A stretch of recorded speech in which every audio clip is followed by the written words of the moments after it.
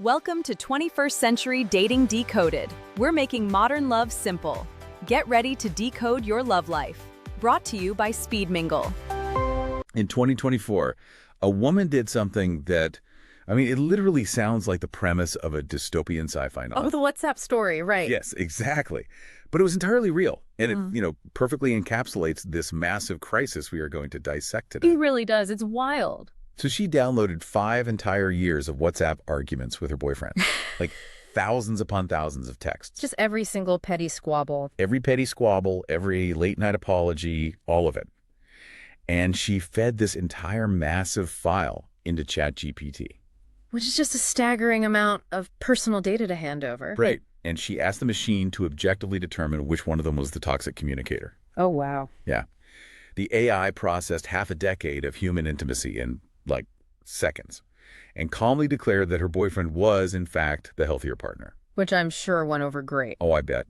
But we have officially reached an era where we trust algorithms to manage our love lives and interpret our own emotions more than we trust ourselves. Yeah, we really have. So welcome to this special deep dive for the 21st Century Dating Decoded show. I'm your host, Zach, your resident book devourer and guide through this absolute labyrinth of information. And I am Alice, the analytical voice of reason. Because we definitely need that today. We do, because while it is super easy to look at a story like that and just panic about the state of humanity, my job is to look at the underlying structures.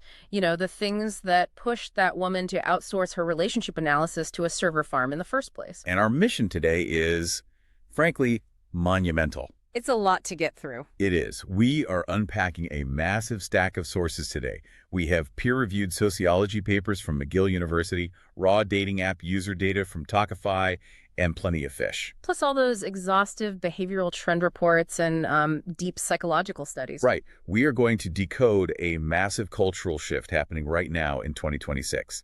We are officially moving away from the era of the dopamine swipe, and we're aggressively entering the era of intentional seeking. Which is a very necessary shift, as the data shows. Exactly. We're looking at how a generation completely burned out by the mechanics of digital courtship is, they're entirely rewriting the rules of engagement. They're just fed up. Completely. Yeah. And just to set the stage for those of you listening to the audio right now, I have to point out the visual setup our expert has going on today. Oh, thank you. I tried. She is sitting in this incredibly cozy, dark wood, library-like setting. But subtly projected directly onto the physical bookshelves behind her are these, cascading, glowing streams of digital data. I thought it was fitting for today. It looks like The Matrix bleeding into a Jane Austen novel. That is exactly the vibe I was going for. It's the perfect aesthetic for this conversation. The collision of timeless romantic yearning with cold, hyper-optimized technology. It felt like the right visual metaphor to really anchor us, Because for the past decade, the tech sector has basically attempted to reduce the unfathomable complexity of the human heart to binary code. Swipe left, swipe right, 0, 1. Exactly. And the data we are about to explore shows quite definitively that the human nervous system deeply resents being treated like a data point. We used to think about the last 10 years of dating apps as like an all-you-can-eat buffet, where you're surrounded by food, but somehow you're starving. Right, that was the popular analogy. But diving into these sources, I realized that's just the wrong analogy. A buffet implies you can actually eat. Right, you actually get sustenance. Yeah. The apps don't function like a buffet. They function like a treadmill where the speed is mathematically tied to your heart rate. Oh, that's a brilliant way to put it. The faster you run to catch up, the faster the belt moves beneath you. It ensures you are constantly engaged, completely exhausted, and literally getting nowhere. You're just perpetually running. So to understand how we get off this treadmill, we have to start with what sociologists in our sources are universally calling the Great Swipe Burnout. And the resulting dating recession. Let's look at the paradox that defines modern intimacy, courtesy of the data from the Institute for Family Studies, because this data just blew my mind. The numbers from that Institute report are truly staggering, and they point to this severe biological and societal mismatch. Yeah, break that down for us. So we have over 80% of unmarried young adults reporting that they deeply genuinely desire a serious committed relationship. 80%. 80%. The biological imperative and the emotional craving for love, it hasn't diminished at all. Right. Yet, less than 1/3 of those exact same young adults are actively dating. Think about the weight of that statistic for a second. It's massive. You have an overwhelming majority of a population desperate for connection, but they have actively benched themselves. You've just checked out. They have looked at the arena, decided the rules of the game are fundamentally rigged, and they've opted out entirely. They're essentially staging a behavioral strike. A strike. Wow. Yeah, and to understand the mechanics of this strike, we really have to look at the psychological toll on the people who are still, trying to play the game. The ones still on the apps. Right. According to the industry surveys in our stack, nearly 80% of active dating app users report experiencing severe burnout. And we're not just talking about, I had a bad date. No, this isn't just typical dating fatigue. This is clinical level exhaustion. Man. They describe the process of finding a partner not as courtship, but as administrative labor. Like doing taxes. Exactly. It operates like a second, highly demanding job that yields absolutely zero compensation. How does a piece of technology, explicitly marketed and designed to connect humans, end up inducing so much psychological friction that a massive chunk of the population just gives up? It's a great question. I was reading through the Unmasking the Self study, and it completely shifted my perspective on the underlying mechanisms of these platforms. Oh, that study is fascinating. If we peel back the interface of the swipe mechanism, we find that it was never built for human well-being. Right, or successful long-term matching. Not at all. The architecture is lifted directly from B.F. Skinner's theories on operant conditioning. The rat in the box. Yes. Specifically, the intermittent variable reward system. This is the exact same psychological architecture used in casino slot machines. Which is terrifying when you apply it to human beings. It is. When you swipe on a profile, you do not know if that action will yield a match. That unpredictability is the core feature. Right, you're pulling the lever. The uncertainty itself triggers a dopamine spike in the brain's anticipation centers. You are not actually looking for love. Your neurology is pulling the lever on a slot machine, Yeah. chasing the variable reward. Exactly. You're chasing the notification bubble, not the human being attached to it. Yes. And this leads to what the researchers call the catalog effect. Which we've all experienced. If you've ever found yourself mindlessly swiping on the toilet or while watching Netflix, you have experienced this. You are presented with a seemingly infinite, frictionless catalog of human faces. It's just endless scrolling. And it completely short-circuits the brain, leading to severe choice overload and decision fatigue. To understand why the brain short-circuits there, we have to look at evolutionary psychology for a second. Okay, let's do it. Over hundreds of thousands of years, humans evolved incredibly sophisticated, unconscious filtering systems to select mates. But in three-dimensional organic environments, right? Precisely. When you walk into a crowded room and notice someone, your brain is processing millions of data points simultaneously without your conscious effort. Like what kind of data points? You are analyzing their microexpressions, the cadence of their voice, their posture, their social standing within the group dynamics. Wow. Even just how they stand. Exactly. Even their pheromones and how they react spontaneously to stimuli. All of this heavy lifting is done in the background by your unconscious mind. But the two-dimensional interface of a phone screen violently strips away all of that environmental context. It does. The app removes the unconscious data and forces your conscious executive functioning to do all the evaluative work. And using drastically limited inputs, too. Right. Usually just a few highly manipulated photos and a witty one-liner. The human frontal lobe is simply not designed to consciously evaluate the long-term biological and social compatibility of hundreds of potential mates in a 45-minute session. Just based on static pixels. Yes, the cognitive overload is entirely paralyzing. And speaking of those static pixels, the sources highlight a deeply unsettling secondary effect.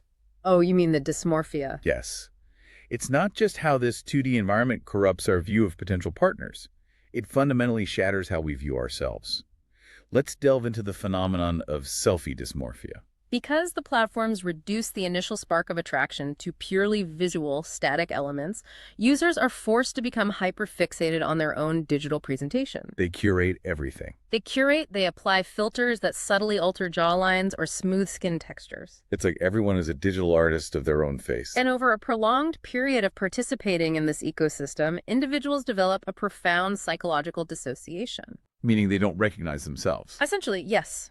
The person they see in their bathroom mirror no longer aligns with the hyper-curated, flawless avatar they have constructed to compete in the digital marketplace. It creates a terrifying feedback loop.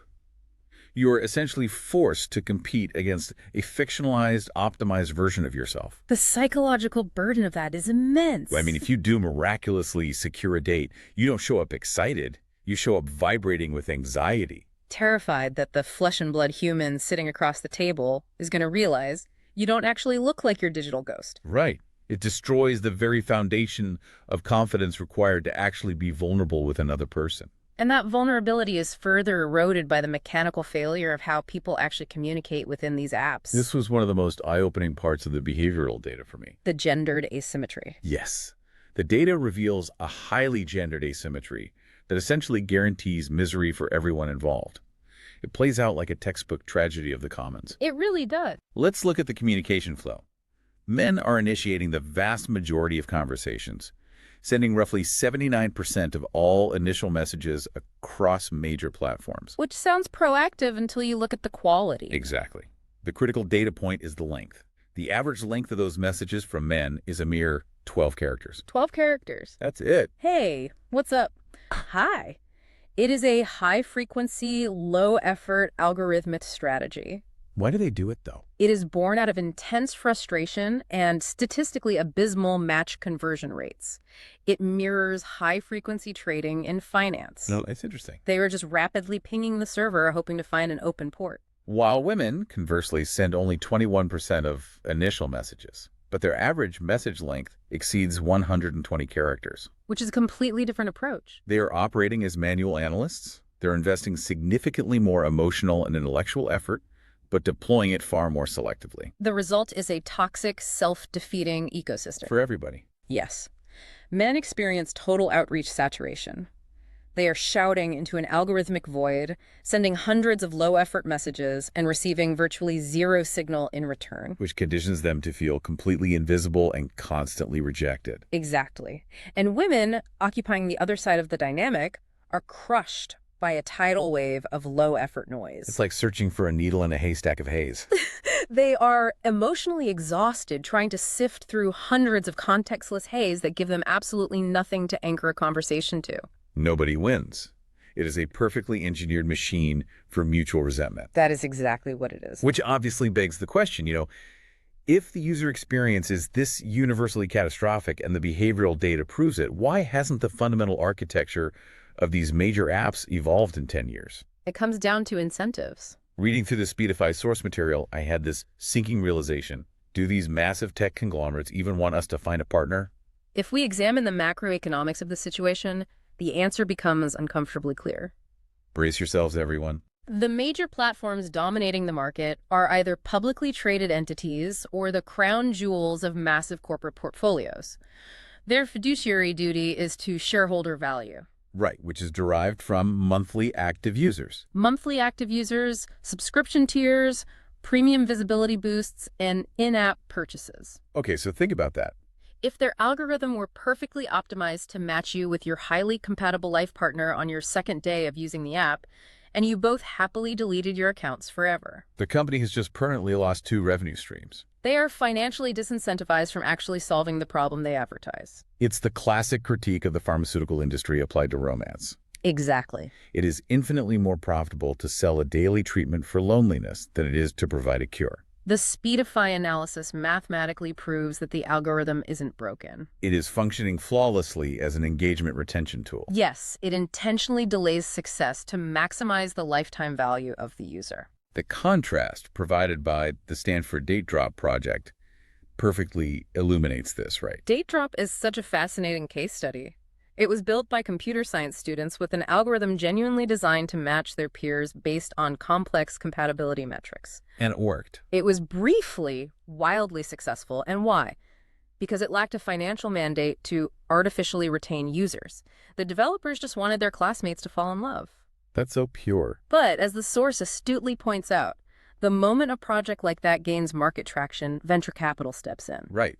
They demand a return on investment. And the architecture inevitably pivots back toward the slot machine model.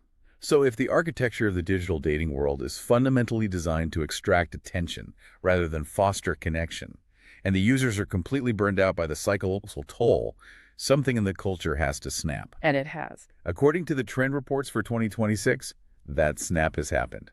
We are witnessing the death of the dopamine swipe and the aggressive rise of what sociologists are calling intentional seeking. It's a total paradigm shift. Which transitions us perfectly into the second major theme of our sources: the absolute end of the cool guy act, and the rise of a fascinating behavioral trend called true casting. This is where the data gets really exciting. For the entirety of the digital dating era, the accepted strategic wisdom was to cast the widest net mathematically possible, right? Yes.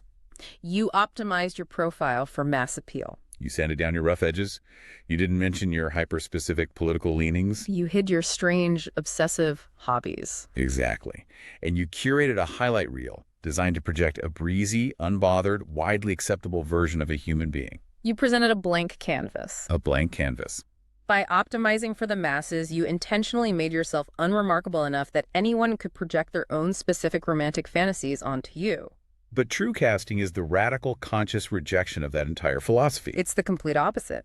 Based on insights from the Times of India and leading 2026 relationship experts, true casting is defined as showing up with your unvarnished, authentic self from the very first data point. Which takes a lot of bravery in this climate. We are seeing a massive surge in people posting deliberately unedited photos.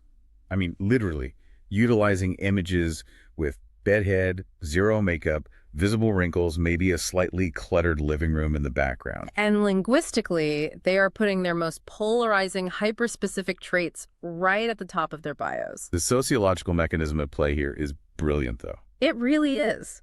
Daters have finally recognized the value of intentional friction. Intentional friction. Break that down. Let's look at the funnel mathematics of dating. When you optimize a profile for mass appeal to widen the top of your funnel, you attract a massive volume of low-intent matches who are in love with a fantasy. Right, because you're a blank canvas. Exactly. By true casting, you are deliberately introducing extreme friction at the very top of the funnel. You are intentionally sabotaging your mass appeal. Which sounds counterproductive at first. You might reduce your total volume of incoming matches by 80 or 90%. But the matches that actually survive that friction, the conversion rate from a digital match to a meaningful, high-quality, real-world connection skyrockets because you have rigorously pre-filtered for genuine alignment. You're filtering out noise. You are effectively saying, I am going to aggressively repel anyone who wouldn't tolerate the real me in 6 months anyway. So I can save myself the agony of wasting a Tuesday night making small talk with a stranger over a $9 beer. Yes. And this philosophy extends far beyond just posting a picture of your messy kitchen. It gets incredibly intense when applied to core values. This is where we see the Luxy data come in. The Luxy data specifically highlights an offshoot demographic they call loud lookers, and the corresponding practice known as hardballing. Hardballing is the absolute zenith of intentional friction. It sounds intimidating. It is the practice of communicating your long-term relationship goals, rigid expectations, and absolute deal breakers immediately. Yeah. We are not talking about mentioning this on the fourth date when things get serious. We are talking about explicit disclosure before the first meeting. People are putting their exact timelines for marriage, their philosophies on joint bank accounts, their boundaries regarding mental health. Their firm decisions on procreation. Whether they want a soccer team of kids or are militantly child-free. Right. They put it in neon lights on day one. Sometimes it's the very first message sent. Which completely upends the traditional, culturally enforced etiquette of courtship. It shatters it. Historically, you are supposed to keep the initial interactions light, breezy, and mysterious to avoid overwhelming a potential suitor. Okay, I have to challenge this concept. Go for it. Because while the efficiency really appeals to me, the romantic in me recoils slightly. Doesn't hardballing optimize away the actual romance? That is the risk. Doesn't this turn a first date into a sterile corporate job interview? Like, hello, nice to meet you. Please review my 5-year strategic roadmap for homeownership and let me know if your KPIs align. I mean, it can certainly feel that way. Where is the mystery? Where is the joy of slowly discovering another human being? The data even points to a viral tweet from Kenzie Sky celebrating that women no longer want the mysterious puzzle of a cool guy. They're over it. But in our quest to avoid having our time wasted, is there a danger of becoming so rigid that we squeeze the humanity out of the process? That is an incredibly astute pushback, and it highlights the exact razor's edge that experts warn about. Okay, so how do we balance it? True casting and hardballing, if not wielded with high emotional intelligence, can very easily devolve into toxic defensive gatekeeping. Right. The critical distinction, as clarified by our relationship experts like Emily Conway in our research stack, comes down to the linguistic and emotional difference between intentions and conditions. Intentions versus conditions. Break down the mechanics of that difference for me. True casting only works when it utilizes positive framing to invite a shared connection. Give me an example. Let's look at a concrete example from the source material. If you are deeply passionate about the outdoors, structuring your profile to say, I am happiest on a remote trail with a good view and a packed lunch. That sounds nice. Right. It is sharing a genuine intention and an authentic joy. It acts as an invitation. It leaves space for someone to respond, me too, what was the last peak you summited? It opens a psychological door. Exactly. It signals who you are without demanding anything from the reader. Okay, so what would the conditioned version look like? Exactly the opposite. If that same person writes their profile as, must hike 10 miles every weekend and own your own gear, or swipe left. Oh, yeah. That's abrasive. They have presented a rigid condition. It reads as a defensive demand.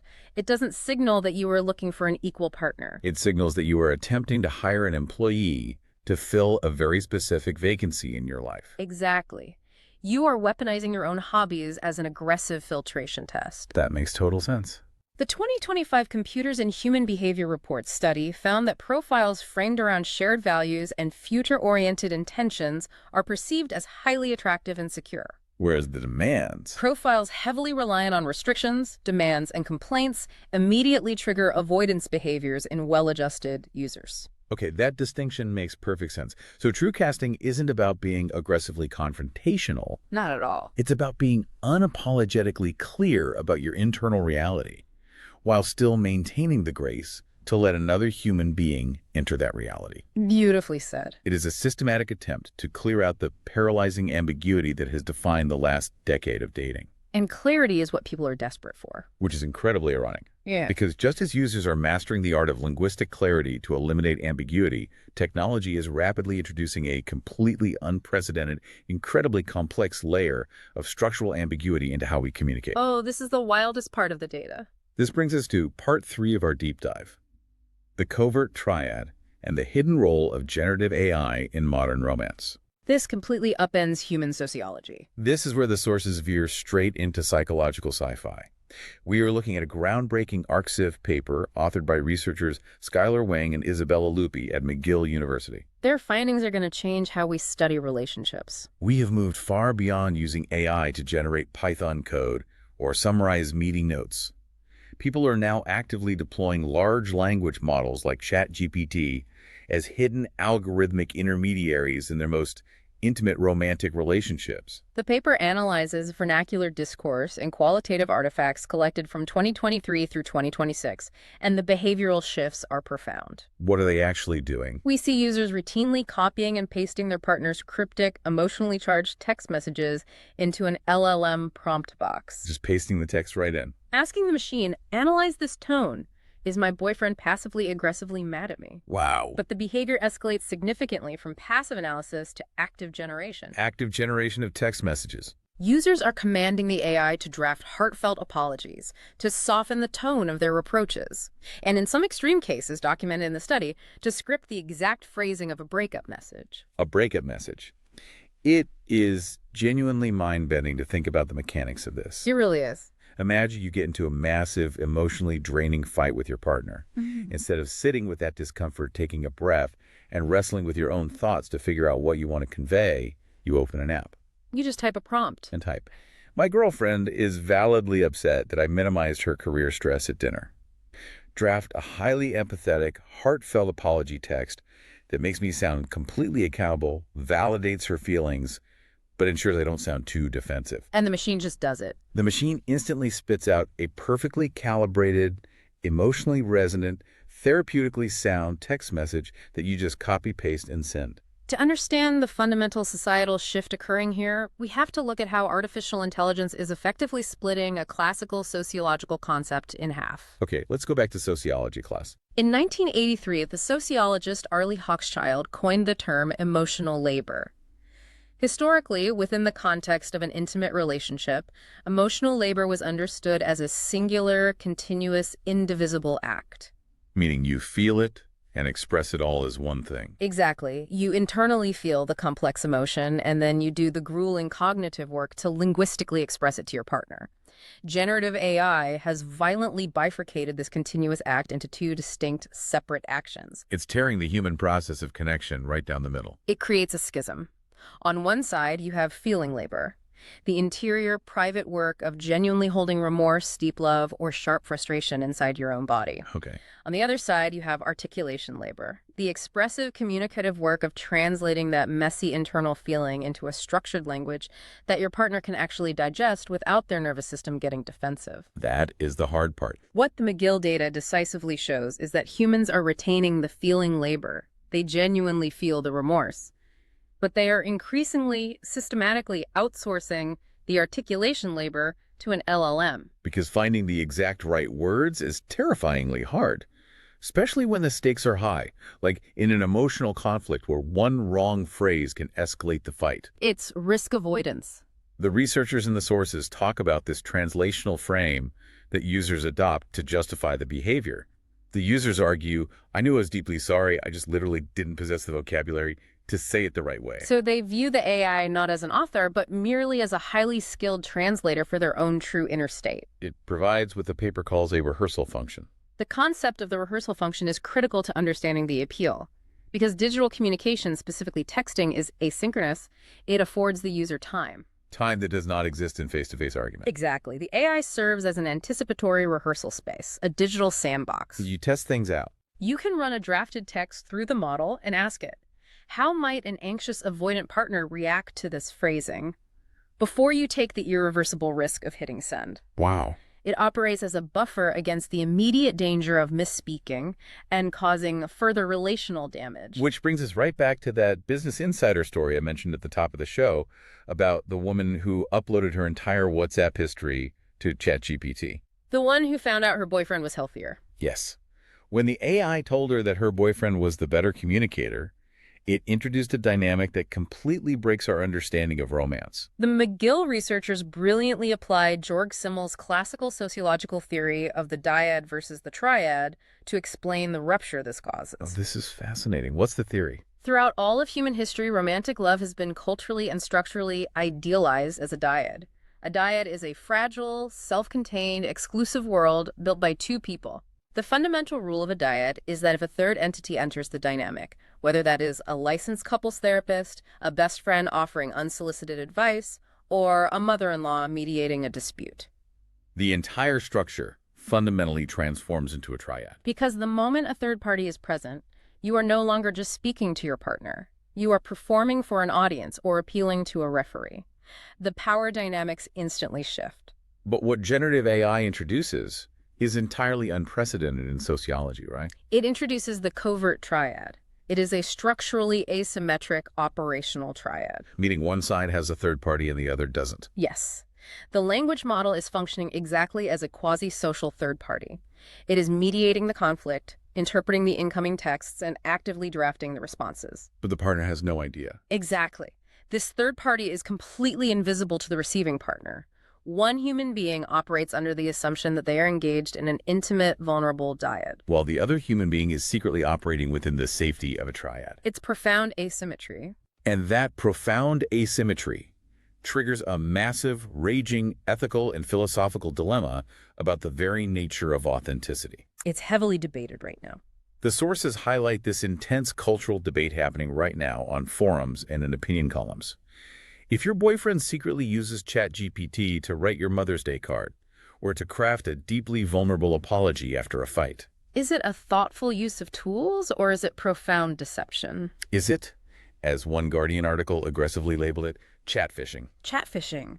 The resolution to that debate entirely depends on how society collectively decides to redefine the concept of authenticity in the 21st century. How do we even do that? Well, are we going to decide that authenticity is strictly a property of linguistic authorship, meaning authenticity only exists if you physically sweat over the keyboard, wrestle with your own cognitive limitations, and type the exact syntax yourself. That's the traditional view. Or are we going to shift the definition so that authenticity is a property of emotional ownership? Emotional ownership. Meaning what exactly? Okay. Meaning, as long as you genuinely stand behind the core sentiment of the words, it doesn't matter if an algorithm arranged the adjectives. Because if you think about it, you could easily argue that buying a Hallmark card at a pharmacy is outsourcing your articulation labor. That is a very common defense. You didn't write the beautiful poem inside that card.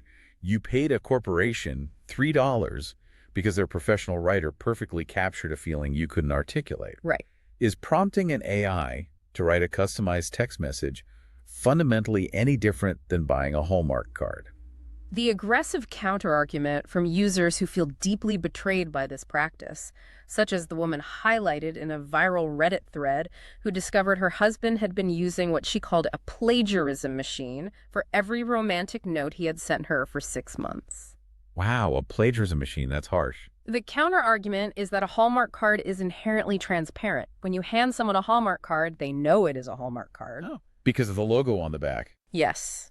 The deception of the covert triad lies in intentionally passing off a machine's perfectly optimized, therapeutically correct emotional intelligence as your own spontaneous human vulnerability. That's the betrayal. It's the masking of it. As the McGill paper eloquently notes, intimate human language derives its incredible power precisely from the fact that it is risky, costly, and inherently imperfect. It bears the unmistakable mark of the speaker's real-time struggle to articulate their messy interior world. When you continuously sanitize that struggle through a language model, you homogenize intimacy. Everyone eventually starts sounding like a perfectly polite, highly regulated, I-statement-using therapy bot. Exactly. It flattens the human experience. So if you step back and look at the macro picture, we have a generation that is fiercely rejecting the algorithmic manipulation of swipe apps because they want authenticity, All right. while simultaneously inviting highly advanced algorithms directly into their most private text threads to manage the friction of that authenticity. It is a wildly complex paradox. But this overwhelming desire for clarity,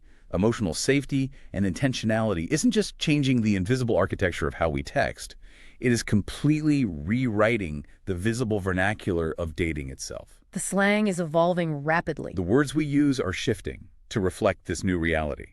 Let's dive into part 4 of our deep dive, the new dating lexicons and the absolute total rejection of the situationship. The specific language a subculture uses actively shapes its reality, and the dating slang of 2026, which we have compiled from plenty of fish data and comprehensive industry trend reports. It reveals a very clear, sharp psychological pivot, doesn't it? It points away from defensive irony and toward security and radical intentionality. I'm going to run through some of this new vernacular, Yeah. but as we go, I want you to unpack the specific psychological drivers behind these terms.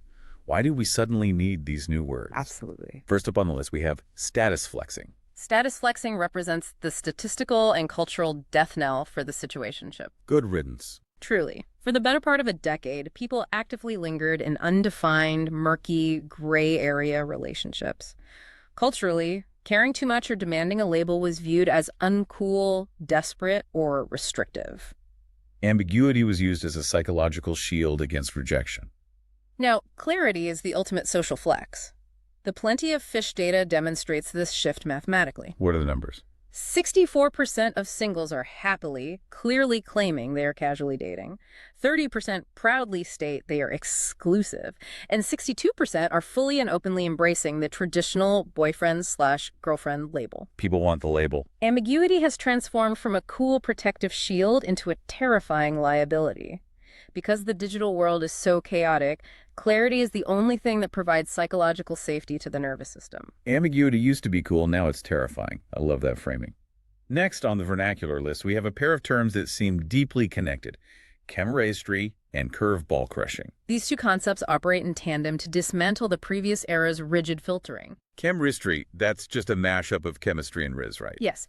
Chemistry refers to the phenomenon of catching unexpected, intense chemistry with someone who completely defies your usual physical or social parameters, based purely on their in-person charisma or energetic presence. and curveball crushing. Curveball crushing is the deliberate, conscious act of actively dating outside of your historical, rigid type.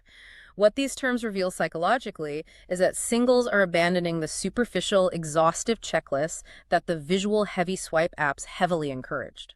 They are realizing that the demand for immediate, explosive love at first sight chemistry on a first date is often a trap. Exactly. Clinical psychology has increasingly popularized the idea that instantaneous, overwhelming sparks on a first date are frequently just triggered attachment anxiety or trauma bonding disguised as romance. A healthy nervous system doesn't usually explode with adrenaline around a stranger. No, it shouldn't. By embracing curveball crushing, daters are giving themselves permission to let attraction build and grow organically over 3 to 5 dates, rather than demanding an instant cinematic spark. You're not immediately writing a great human being off just because they don't exactly match the 2D physical template you constructed in your head. Exactly. Okay, what about love luring and collaborating? These sound distinctly born from Gen Z internet culture. They are heavily influenced by a generation that was raised natively on content creation, vlogging, and narrative storytelling. Okay.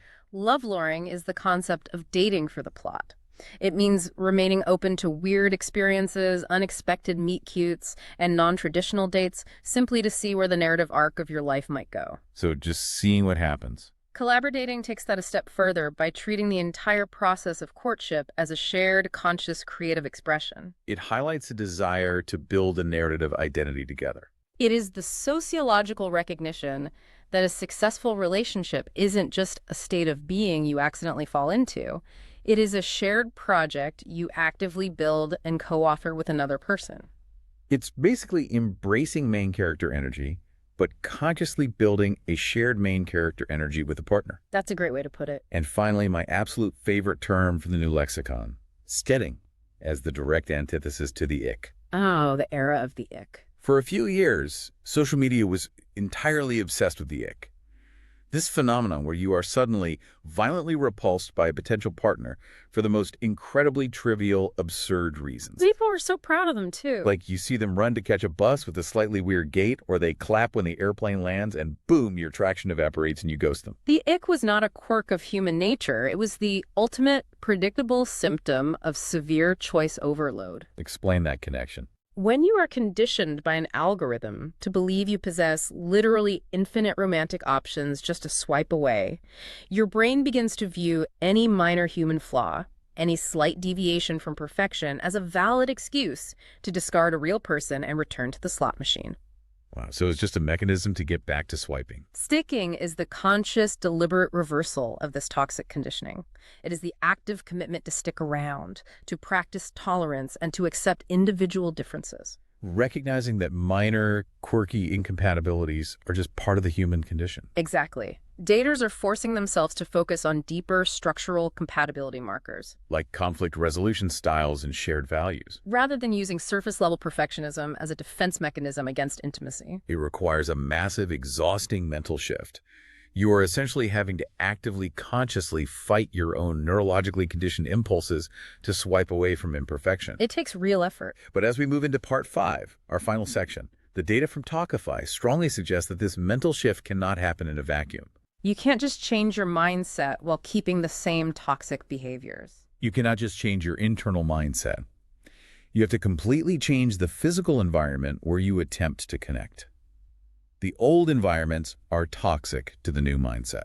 Welcome to the era of slow dating and the triumphant return of the analog connection. Environmental psychology tells us that if the goal is radical intentionality and focused connection, the physical environment must inherently support focus.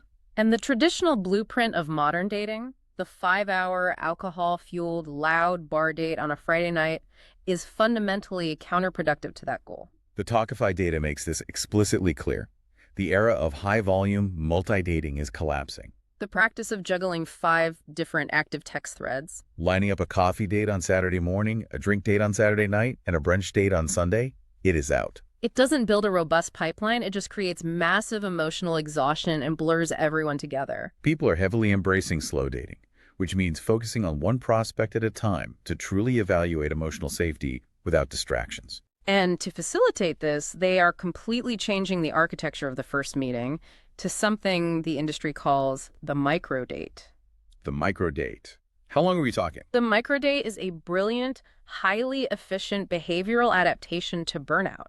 Rather than committing an entire open-ended evening to a complete stranger over multiple rounds of expensive drinks, daters are strictly opting for 45 to 75-minute activity-based daytime meetups. So under an hour and a half, max. It's a Saturday morning walk through a crowded farmer's market, a quick 30-minute gallery visit, or grabbing a coffee and walking a dog through a park. And the most fascinating data point here is that these short, seemingly casual microdates are statistically 1.25 times more likely to result in a second date than the traditional dinner and drinks model. Which seems counterintuitive. Why does spending significantly less time with someone actually yield a higher success rate? Because a microdate is designed to test for actual real-world behavioral compatibility, rather than testing a person's ability to endure an interrogation. Right.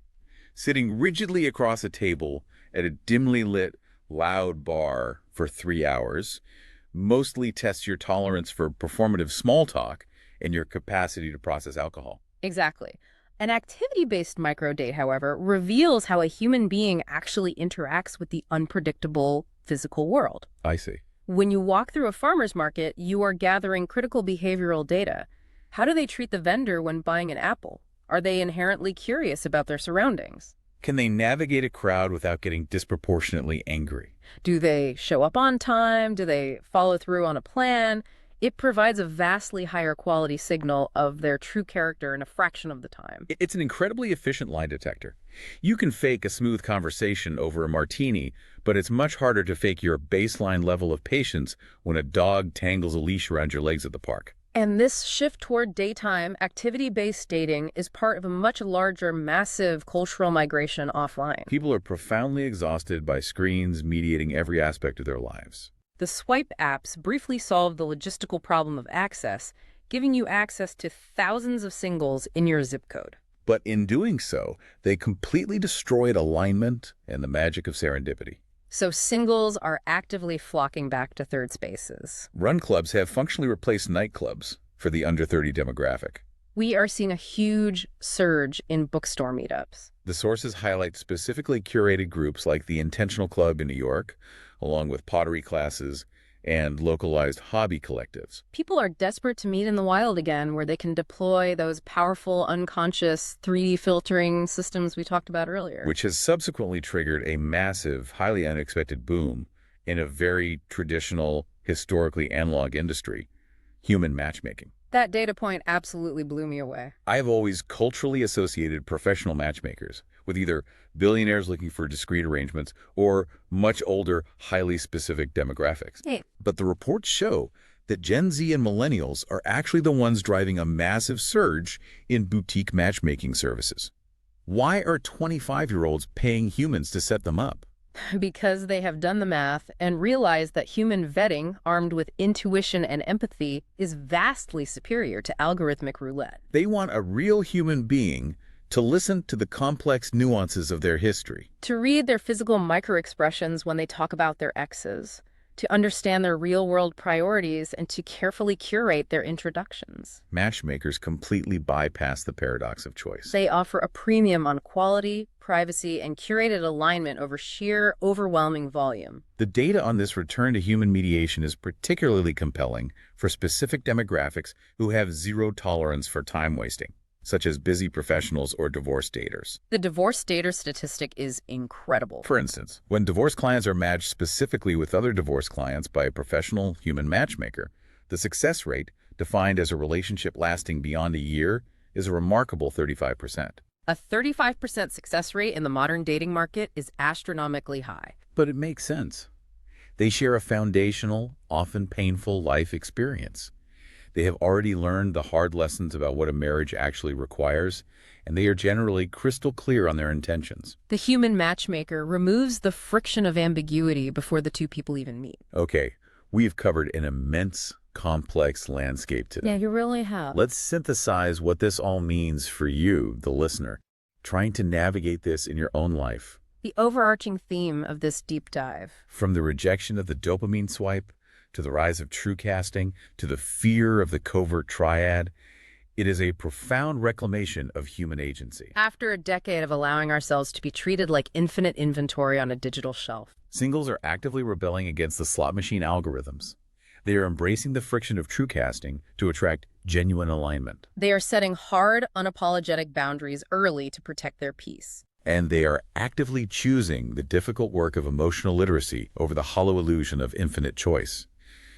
We are witnessing a desperate, hopeful return to deliberate, human-centric courtship. It is a fundamentally hopeful trajectory, yes, but it is a trajectory that is not without its looming, unprecedented complications. You're talking about the AI again. If I may leave you with a final, lingering thought to mull over long after this audio stops, it concerns the covert triad we discussed earlier. Lay it on us. As generative AI becomes completely baked into the base operating systems of every phone, every keyboard, and every messaging app on the planet, we are rapidly approaching a critical tipping point in human history. Will we soon reach a cultural moment where we simply have to assume that all digital text, every compliment, every apology, every late-night confession is AI-assisted? And if that foundational trust in digital linguistic authorship completely collapses, will the covert triad force us to abandon texting as a valid medium for emotional intimacy altogether? Will the paranoia of the machine force us into a reality where face-to-face, analog, purely offline physical connection becomes the only remaining verifiable proof of true authenticity? Wow. That is a chilling but incredibly necessary question to sit with. If you can't trust the text on the screen, you have no choice but to look them in the eye. That X-ray machine of digital dating really is completely broken, and we have to rely entirely on our own analog senses again to find the truth. Which is the absolute perfect segue to how you can actively participate in this analog revolution today. That wraps up our deep dive into the intentional dating landscape, and we want to leave you with some concrete, actionable steps centered around the speed mingles concepts we have been highlighting. Get out there and do it. First, if you haven't already, make sure to subscribe and listen to all the deep dives of 21st Century Dating Decoded to stay ahead of all these massive cultural and technological shifts. You definitely don't want to miss them. Second, it is time to put these intentional offline concepts into actual practice. Get off your phone, delete the slot machines, and attend a speed mingle event in your local area. It is the perfect structured opportunity to engage in high-signal micro-date interactions in a curated, safe third space. Show up as your true cast self, leave the curated highlight reel at home, and see if that chemistry actually hits in person when you use your 3D filtering systems. And what if there isn't one near them? Well, finally, if a speed mingle event is not currently operating in your area, take the initiative to change your local culture. Contact Speed Mingle directly to become a local host or offer your local community space as an event venue. Be the catalyst for intentional, analog connection in your own city. Stop swiping, start seeking, and we will see you on the next deep dive. Welcome to Speed Mingle. Where making real connections happens in Stream, seconds. swipe, socialize, your ultimate connection network. Jump in now. Thanks for tuning in to the Speed Mingle Network.